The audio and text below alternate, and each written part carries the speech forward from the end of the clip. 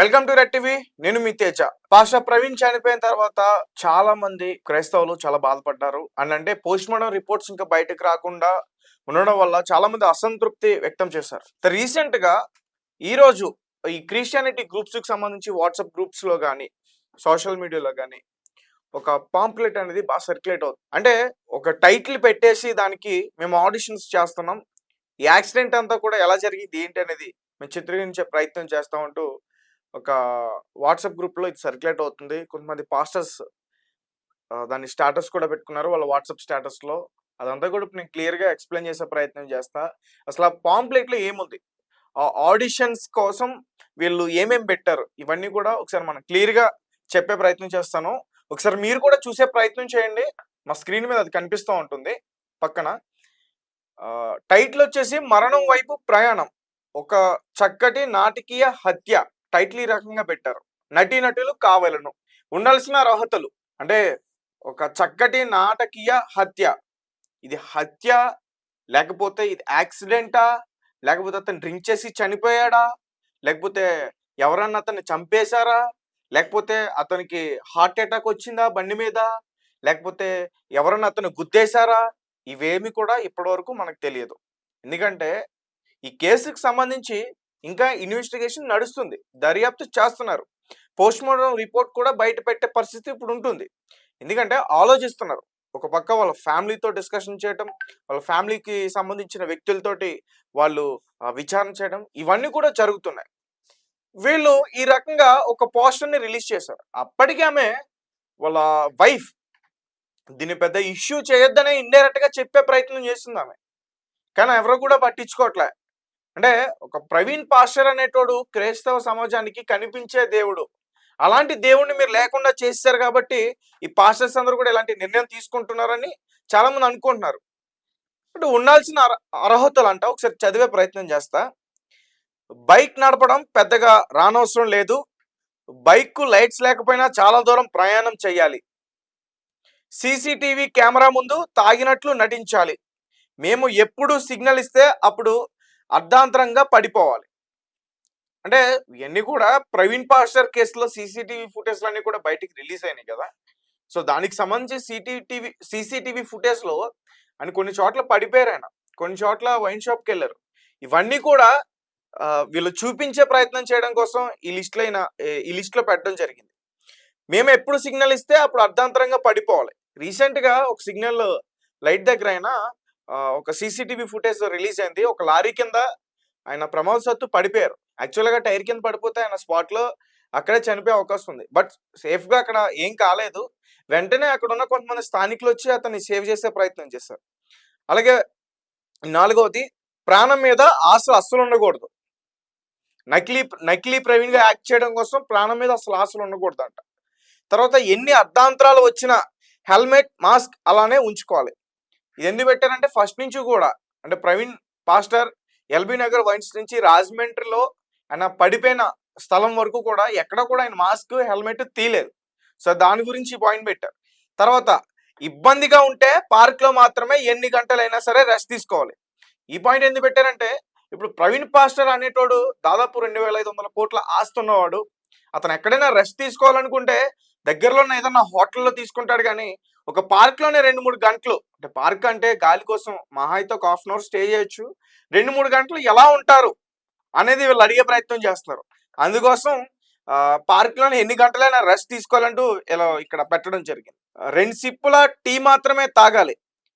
ఈ పాయింట్ ఎందుకు పెట్టారంటే ఇప్పుడు ఎక్కడైతే విజయవాడలో ఆయన పార్క్ దగ్గర ఉన్న ఒక టీ స్టాల్ దగ్గర ఆగి, అంటే అక్కడ ఆయన స్పృహ కోల్పోయినప్పుడు ఒక టీ షాప్ దగ్గర టీ అడిగారు. ఆయన టీ అడిగినప్పుడు ఆ టీ మొత్తం కూడా తాగకుండా కేవలం అంటే 2 సిప్పులు టీ మాత్రమే తాగి అతను పైసలు ఇచ్చి వెళ్ళాడో ఇవ్వకుండా వెళ్ళాడో తెలీదు, అక్కడి నుంచి వెళ్ళిపోయారు ఆయన. అలా తర్వాత కనబడిన ప్రతి షాప్లో కొంచెం సేపు కెమెరా ముందు పెర్ఫార్మెన్స్ చేయాలి. దాదాపు 3 సీసీటీవీ ఫుటేజ్లో సంబంధించి బయటకు వచ్చాయి. ఒకటేమో కోదాడలోది, ఇంకోటి ఎల్బీ నగర్, ఇంకోటి ఏలూరు. ఈ 3 వైన్స్ లో కూడా ఆయన వెళ్ళి మద్యం కొనుగోలు చేసినట్లు సీసీటీవీ ఫుటేజ్ లో మనకు కనిపిస్తుంది. కాకపోతే ప్రతి షాప్ లో కూడా ఆయన మాస్క్ అలాగే హెల్మెట్ ఎక్కడ కూడా తీలే, కాబట్టి ఇది పెట్టారు. లంచ్ బ్రేక్, స్నాక్స్ బ్రేక్ ఏమీ ఉండవు. గమనిక, డ్రింక్స్ బ్రేక్ కు మాత్రమే అనుమతి. అంటే ప్రవీణ్ పాస్టర్కి సంబంధించి సీసీటీవీ ఫుటేజ్‌లో ఈ వైన్స్‌కెళ్ళినయి మాత్రమే తీస్తున్నారు. అంటే మరి ఆయన ఎక్కడైనా ఆయన టాయిలెట్‌కి ఎళ్ళేటప్పుడు గాని, ఒకవేళ ఆగుంటే రెస్ట్ రూమ్‌కి అవి వెళ్ళాలి కదా!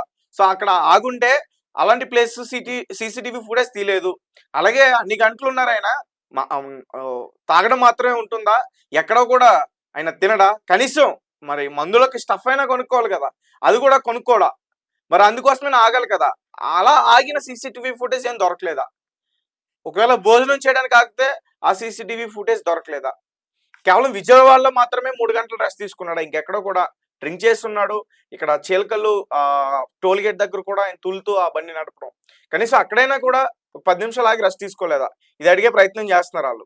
డ్రింక్ బ్రేక్‌కి మాత్రం అనుమతి ఎందుకు పెట్టారంటే, వైన్స్ దగ్గర మాత్రమే సీసీటీవీ ఫుటేజ్ రిలీజ్ అయింది కాబట్టి ఇక్కడ ఇలా పెట్టడం జరిగింది. తర్వాత ఎన్ని ఇబ్బందులు ఎదురైనా ప్రాణాలకి తెగించే టోల్ గేట్‌లు దాటాలి. సాధారణంగా టోల్ గేట్ దగ్గర ఏంటంటే డ్రింక్ చేస్తే ఖచ్చితంగా అక్కడ పట్టుకుంటారు. కానీ టోల్ గేట్‌లో ప్రతి టోల్ గేట్ దాటి రాజమండ్రి వరకు ఆయన ఎళ్ళిపోయారు. కాబట్టి ఇది పెట్టారు. అంటే, అంటే చాలా చోట్ల యాక్సిడెంట్ అయింది కాబట్టి ఈ రకంగా ఇది పెట్టారనుకోవచ్చు. తర్వాత ఎక్కడ పడ్డా దుమ్ము ధూళి లేపాలి. లేకపోతే చేతిలోనైనా లేపాలి. హెల్ప్ కోసం ఎవరిని అడగకూడదు. లాస్ట్ ప్రవీణ్ పాస్టర్ రాజమండ్రి దగ్గర ఎక్కడైతే ఆయన పడిపోయారో, కుప్పకూలిపోయాడో యాక్సిడెంట్ అయ్యి, అక్కడ ఆ సీసీటీవీ ఫుటేజ్ బయటకొచ్చినప్పుడు ఆ దుమ్మంతా కూడా పైకి లేచింది ఆ టైంలో. సో, కాబట్టి ఈ రకంగా ఆ దుమ్ము ధూళి అని చెప్పేసి ఇక్కడ వాళ్ళు యాడ్ చేయడం జరిగింది. లాస్ట్‌లో ఒకటి పెట్టారు. పైన నిర్ణయించిన ప్రతి పాయింట్‌కి 2 సార్లు చదువుకుని ఆడిషన్‌లో పాల్గొవాలంట. అలాగే ఈ ఆడిషన్ ఎట్లా చేస్తారంటే, మీ సమీపంలో ఉన్న సీసీటీవీ కెమెరాలో నటించి మాకు ట్యాగ్ చేస్తే చాలు ఆడిషన్‌లో పాల్గొనాలంటే. సో, ఈ రకంగా ఒకటి పాంప్లెట్ అనేది బయటికి పెట్టి వీళ్ళు దీన్ని హల్చల్ చేయడం జరుగుతుంది. ఖచ్చితంగా దీనిపైన పోలీసులైతే సీరియస్‌గా యాక్షన్ తీసుకుంటారు. ఎందుకంటే ఇందులో మనకి అంటే కొన్ని వాళ్ళ అనుమానాలైతే మాత్రం కరెక్ట్‌గానే అడిగే ప్రయత్నం చేస్తున్నారు. సో, నాకు కూడా డౌట్‌ఫుల్‌గానే ఉన్నాయి. బట్ ఏంటంటే ఇది చట్టం పరిధిలో ఉన్నప్పుడు దీన్ని మనం ఎంత తక్కువ మాట్లాడితే అంత మంచిది. ఎందుకంటే వాళ్ళు కూడా ఇన్వెస్టిగేషన్ చేస్తున్నారు కాబట్టి, వాళ్ళు ఒక్క కోణంలో చేయట్లేదు. కొన్ని టీమ్స్‌గా డివైడ్ అయ్యి ఈ కేసుకి సంబంధించి డీటెయిల్స్ అన్నీ కూడా సేకరిస్తున్నారు. అలాగే ఈ సీసీటీవీ ఫుటేజ్‌లు కూడా వారి దగ్గర నుంచి వచ్చినాయే. ఎవరో కావాలని బయట పెట్టలేదు. ఒకసారి మాట్లాడదాం. దీనికి సంబంధించి మా ప్రతినిధి హారిక లైన్‌లో ఉన్నారు. ఒకసారి ఆమెతో మాట్లాడే ప్రయత్నం చేద్దాం. హారిక చెప్పండి. ఈ ఆడిషన్స్ సంబంధించి అంటే ఈ ప్రవీణ్ పాస్టర్‌కి సంబంధించి ఈ ఇష్యూకి సంబంధించి ఇలా ఒక పాంప్లెట్ బయటకి రిలీజ్ అయింది. దీన్ని ఎవరు రిలీజ్ చేశారు? ఏంటి అసల? ఇది బాగా సర్క్యులేట్ అవుతుంది. రైట్ తేజ, ప్రస్తుతం ఈ ఒక ఆడిషన్ కాల్ అయితే ఒకటి బయట వైరల్ అవుతోంది. అది కూడా క్రిస్టియన్ సంఘాల నుంచే, అంటే వాళ్ళ గ్రూపుల్లోనే ఇది అంటే సర్క్యులేట్ అవుతుంది అని మాత్రమే అర్థమవుతుంది. ఎందుకంటే ఇప్పటి వరకు మనకు కూడా క్రిస్టియన్ సంఘాల నుంచే ఇది ఒకటి వచ్చింది. ఇది ఒకటి వైరల్ అవుతుంది అని చెప్పేసి. అయితే దీనికి సంబంధించి మనం మాట్లాడుకుంటే మాత్రం అంటే ఖచ్చితంగా అంటే ఈ సీసీ ఫుటేజ్ దగ్గర మాత్రమే సీసీ ఫుటేజ్ రికార్డ్ అయ్యిందా, అంటే ఆ ప్లేస్ లో అంటే ఆయన మద్యం కొంటున్న దగ్గరనే రికార్డ్ అయ్యిందా అనే వాళ్ళకి డౌట్స్ కొన్ని ఉన్నాయి. ఆ డౌట్స్ ఏవైతే ఉన్నాయో, వాళ్ళు ఏవైతే ఆరోపిస్తున్నారో, వాళ్ళు ఏవైతే ఈ ప్రవీణ్ పాస్టర్ కి సంబంధించి ఆయన ఎక్కడైతే పడ్డాడో, ఆయన ఎక్కడైతే అనీవెన్ గా ఉన్నాడో, ఎక్కడైతే ఆయన అస్తవ్యస్తంగా డ్రైవ్ చేస్తున్నాడో అలాంటి ప్లేస్లలోనే రికార్డ్ అయ్యిందా సీసీ ఫుటేజ్.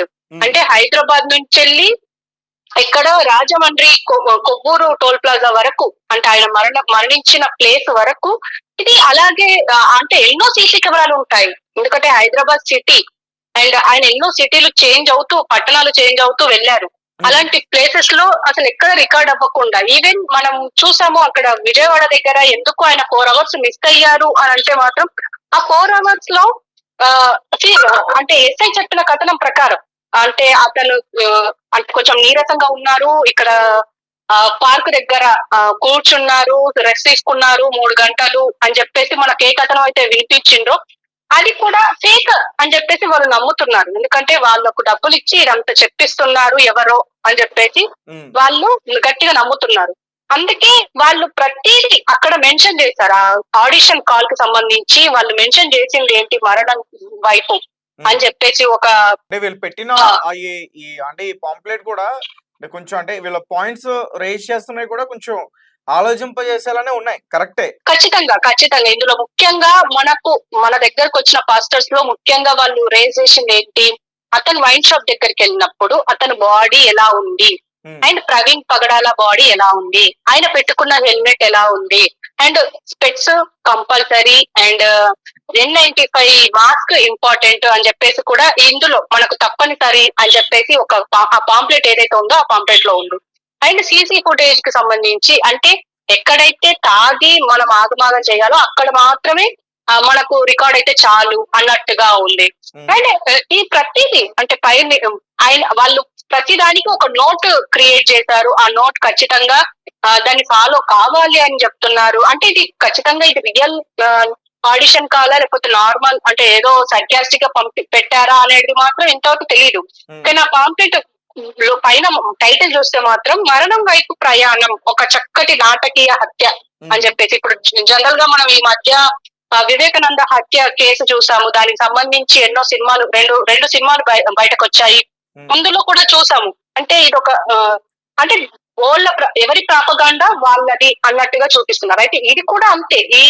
వీళ్ళ ప్రాపగాండా ఏంటి, అండ్ ఎవరైతే ప్రవీణ్ పగడాలకు సంబంధించి ఆయన హత్య చేశారో వాళ్ళ ప్రాపగాండా ఏంటి అంటే దీనికి సంబంధించి ఒక హోల్ మూవీ రావాలి. ఆ హోల్ మూవీ ఈ పాయింట్స్ తో అంటే దాదాపు 11 పాయింట్లు వీళ్ళు మెన్షన్ చేశారు. ఆ 11 పాయింట్లలో కరెక్ట్ గా వాళ్ళు చెప్పింది చెయ్యాలి అని చెప్పేసి అయితే అంటున్నారు. అయితే ఆడిషన్ లో పాల్గొనే విధానం కూడా ఎలా ఉంది అంటే, మీ సమీపంలో ఉన్న సీసీ కెమెరాలో నటించి మాకు ట్యాగ్ చేస్తే దాన్ని పరిశీలించి సెలెక్ట్ చేస్తాము అని చెప్పేసి అని అంటున్నారు.